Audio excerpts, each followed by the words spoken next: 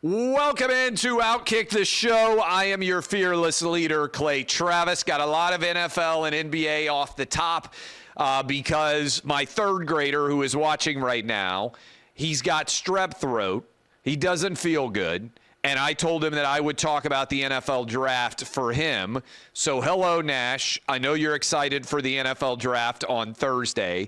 He's downstairs. I hope he's going to feel better soon. And I'm going to talk about the NFL draft off the top because that is what you wanted me to talk about. In the meantime, get in on the playoff action. Win up to 100 times your money on Prize Picks as you and the world's best players take the game to an entirely different level during basketball's postseason. Prize Picks even offers injury insurance. So if your entries stay in play, even if one of your players gets injured. For basketball games, if you have a player who exits the game in the first half, doesn't return in the second, Prize Picks will have your back, not count that as a loss. Quick withdrawals, easy gameplay, enormous selection of player and stat types make Prize Picks the #1 fantasy sports app. I love it. You'll love it. Here's how you get hooked up. Download the app today. Use code OutKick for a first deposit match up to $100. That is code OutKick, and you'll get up to $100 on the match. PrizePicks.com, code OutKick. Pick more, pick less. It's that easy. All right, 2 days until the NFL draft. Reminder, we are doing a live NFL draft show, 6th and Peabody. Me, Jonathan Hutton, Chad Withrow. Should be a lot of fun. It's going to be at 6th and Peabody. By the way, I'm dressed up. For any of you out there that are like, oh, my goodness, Clay, you're awfully dressed up today. Well, yes, sometimes I can put on a jacket and a nice shirt as opposed to a T-shirt. I just was on Fox News with Martha McCallum talking about the protest, the anti-Israel protests that are taking place on so many different college campuses out there. I will get to that for all of you who want my opinion on that coming up at a little bit later in the show. But I put up a question that I think is intriguing right now as we sit 2 days from the NFL draft, and over 16,000 of you have voted in this poll. And I asked something pretty simple. It's quite clear. Caleb Williams, Jayden Daniels, Drake May, and J.J. McCarthy are the 4 quarterbacks that are most likely to be the first 4 quarterbacks taken in the draft. Now, Bo Nix and also Michael Penix Jr. also could get taken in the first round of the NFL draft. So there are potentially going to be 6 quarterbacks taken. Now, Marvin Harrison, Malik Neighbors, Joe Alt, that's probably the top 7 in conjunction with those quarterbacks that are most likely to come off the board in the top 7 or so picks, based on all the mock drafts that I have seen. What's interesting is the 2021 quarterbacks have mostly bombed. The only first-round quarterback that is still on the team that drafted him is Trevor Lawrence. Everybody else has been traded. We talked a little bit about that yesterday.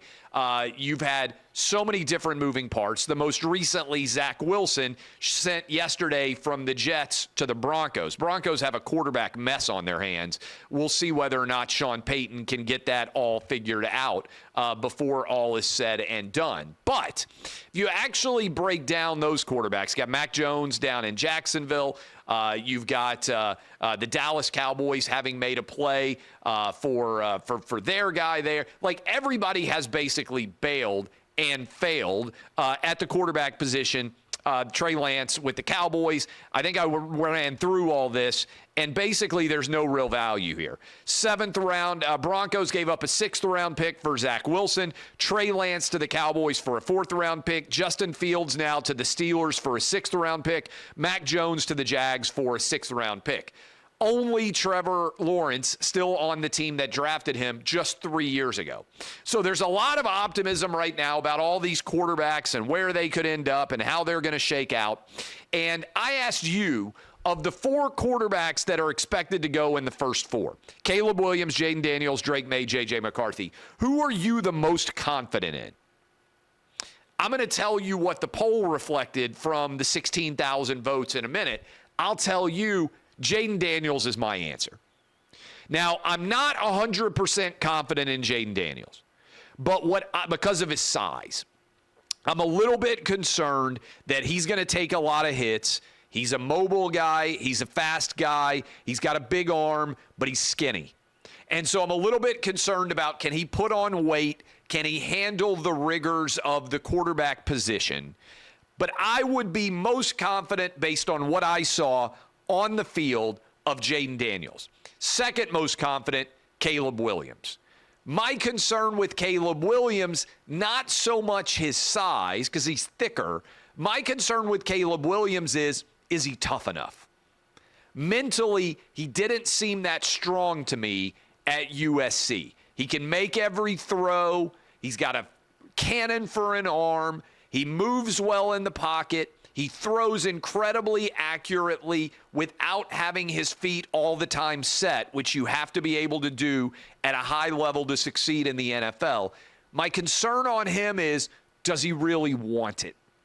Is he mentally tough enough to go into Chicago and take control of that franchise, which hasn't been able to find a quarterback forever? That's my concern. He has all of the ability. So I would go Jayden Daniels 1. I'd go Caleb Williams 2. I'd probably go Drake May 3. I think Drake May probably going to end up going third. I like what I've seen. A little bit too risky with the quarterback, with the ball at times.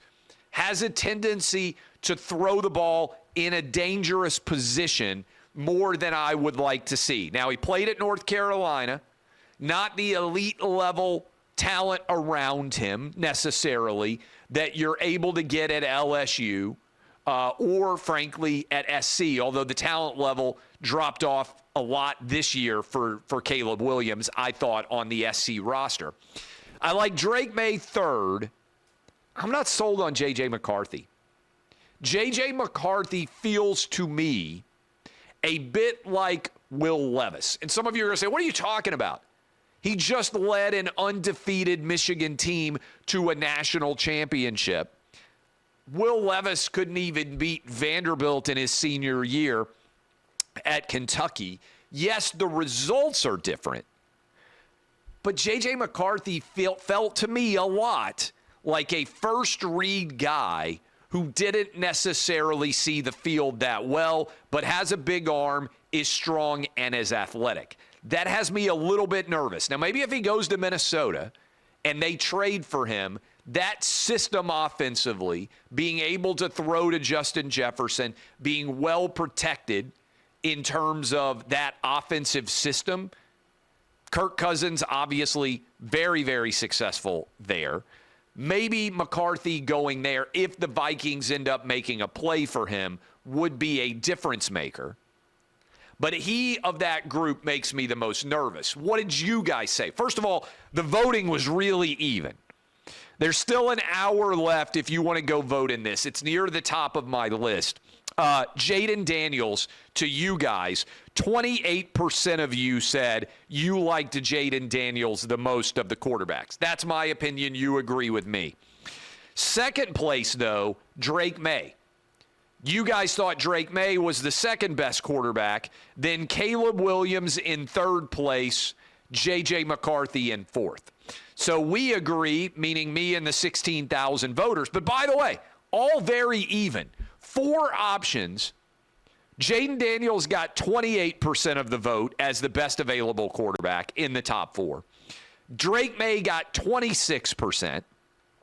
Then you got Caleb Williams at 24% and J.J. McCarthy down at 22%.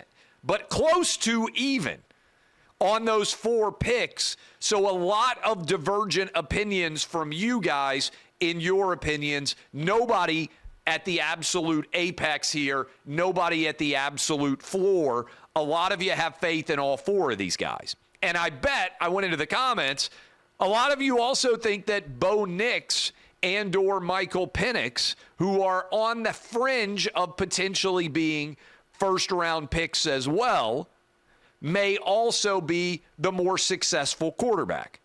Ultimately, what this tells us, and all of you know this, nothing else matters but your quarterback. All that matters is your quarterback. You can have the best possible roster around them. everything has to go perfect for you to win a Super Bowl and get past Patrick Mahomes and get past Josh Allen and get past Lamar Jackson in the AFC by itself and get past Justin Herbert and get past all of these different stud quarterbacks, Patrick Mahomes certainly. In order to win the AFC, one of these guys is going to have to be incredible. In order to win the Super Bowl and get past all of those elite young quarterbacks on the AFC side of the equation, hey, C.J. Stroud is only in his second year. Some of the gambling marketplaces have C.J. Stroud above Patrick Mahomes when it comes to his likelihood to win the MVP.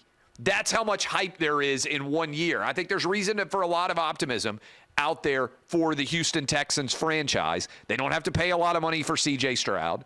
They feel like they won the Deshaun Watson trade in a huge way. We'll see whether Deshaun Watson can get back up to being an elite quarterback in the AFC. I have my doubts. The Browns otherwise are very stacked around him. Look at how much success they had with Joe Flacco. So there is my quarterback analysis. I'm actually intrigued to see how the wide receivers come off the board. Where does Marvin Harrison come off? I think the Cardinals probably take him. And then if the Titans are out there sitting at 7 and all these quarterbacks are coming off the board, is Malik Neighbors still there? If so, do they decide to go Malik Neighbors over Joe Alt? Why do I mention that? Remember who the new coach is in Callahan? The Bengals decided to go get Jamar Chase when everybody said you have to fix your offensive line. Then they went to the Super Bowl the next year. Now they got Joe Burrow, but Joe Burrow said, get me Jamar Chase, and it's been a difference maker. I'm not a believer in Will Levis, but if you think, and I've heard a lot, I heard Mike Detillier the other day saying, hey, Malik Neighbors is a Jamar Chase clone. If he's there, you have to take him. That's a pivot point in the draft. Did the Titans go grab the offensive tackle in Joe Alt that a lot of people seem to be focused on as the best offensive tackle available? Or do they roll the dice, say we'll make up our offensive line in the years ahead, but we're going to go get Malik Neighbors. We're going to put him in there out there with DeAndre Hopkins and with Calvin Ridley, and we'll give big-time playmakers at the wide receiver to Will Levis, who has a big arm. I don't know. It's intriguing to watch. So there's my NFL draft analysis as it pertains to today. We're going to have a lot of fun with the OutKick show. Full disclosure, last night, I'm watching with my wife the new Beckham documentary, David Beckham documentary on Netflix. I think it's been up for a while. I don't know why I didn't watch it or hadn't seen it before. Go watch it. It's really, really good. Even if you're not a hardcore soccer fan, I didn't even remember much of the Beckham story. But we turned that off. It's bedtime. And I go upstairs and I say, okay, I'm going to watch the end. I'm going to give the NBA a chance. I see that it's a close game between the Knicks and the Sixers. I put on the last 5 minutes of that game. Fabulous decision. Best game in the Garden at the end, maybe since Reggie Miller went out and did the Spike Lee choke, maybe since LJ got the 4-point play to win. Might have been 25 years since a crazy ending like what happened in New York occurred. Sixers bomb. They're up 5. Bouncing ball triple to cut it to 2. Get the steal. DiVincenzo drains a 3 after missing a wide open look a little bit outside. Gets 2 chances at the 3. Great offensive rebound. Kicked out. Big block late. Congratulations to the Knicks being 2-0. You can party like it's in the 1990s and Patrick Ewing and John Starks are still out there. So credit, I watched that game. Fabulous ending to the Knicks. I went to bed at halftime. I was tired. Lakers are up 16 at the half on the Nuggets. Lakers have lost 9 straight games to Nikola Jokic and the Lakers. I think to myself, okay, surely LeBron and company can hang on here. I should have probably stayed up, went to bed. Wake up, like a lot of you, probably old men like me, roll over, pick up my phone, check to see the late night sports results, and see the jumper made by Jamal Murray to win, I think it was 101-99, drains a jumper over Anthony Davis. Anthony Davis storms out of the postgame press conference basically after saying he made a shot, which looks like even worse of a loser move, I think, from Anthony Davis. LeBron and the Lakers have not won an NBA playoff series. I had to go confirm this since 2020, back in the bubble. They're now down 0-2, 10-1 underdogs to win. If you think they're going to win 4 out of the next 5 games or win 4 in a row, I don't think they will. And the Nuggets have won 10 in a row against the Lakers. Are we underselling Jokic's dominance in the NBA? The Nuggets are the defending champs. LeBron is 39, misses a 3 to potentially win the game last night, hasn't won a series in 4 years. And, oh, by the way, the NBA television rights not yet resolved unless it has occurred. Both ESPN and TNT Warner Brothers let their exclusive negotiating window expire. Adam Silver desperate to try to get more money out of a league that still is struggling because he and LeBron have destroyed it. But to be fair, I am a sports fan, and I enjoyed the 76ers Knicks, and I enjoy watching LeBron lose. Just absolutely love it. Love watching LeBron lose, and to lose to a not particularly athletic big man from Croatia, I think, in Nikola Jokic makes it even funnier to me. All right, that is my sports analysis. Nash Travis, I hope you get well. I am sorry that you have strep throat right now and have had to be home for the last 2 days, but I hope you enjoyed the NFL and the NBA breakdown. Go Braves. We'll watch the Braves game tonight against the Marlins, and hopefully the Braves will win another game. I love you and hope you get well. All right, couple of other thoughts out there. I just went on with Martha McCollum. We have protests right now, anti-Israel in nature, that are taking place all over the country. By and large, those protests are fixated in left-wing states, blue states, and blue cities. How did we enter a world where Joe Biden just a couple of years ago said, I'm running for president because of an anti-Semitic protest in Charlottesville? I think it has revealed the soul of the nation to be in danger. I'm paraphrasing, and probably far more eloquent than Biden himself can be today. Yet, right now, Biden has got protests that are anti-Israel happening all over the country on left-wing protests, such that Columbia had to shut down in-person schooling for the remainder of the year. NYU has got them. We know we've had issues at Harvard and the University of Pennsylvania and MIT. What's interesting is, by and large, this is not happening in red states. And I tweeted about this. And some of you said, well, Vanderbilt's had an issue. Rice may have an issue. I'm sure at some point Duke, Emory may have issues because they have a lot of East Coast kids. Vanderbilt actually handled this, I thought, perfectly. They said, you have a right to protest. You don't have a right to occupy school grounds, and you don't have a right to commit crimes. They actually got multiple kids prosecuted and suspended over 20 kids for violating the Vanderbilt student code, and the protests by and large have not been significant since. Rice is now dealing with their own issue. I feel like the Rice administration will probably handle this. This is important. Anti-Semitism, anti-Israel protests are primarily right now located in blue states and on blue campuses in blue cities. Why is Joe Biden not aggressively condemning this? Instead, yesterday, he came out and said, basically, both sides have an argument.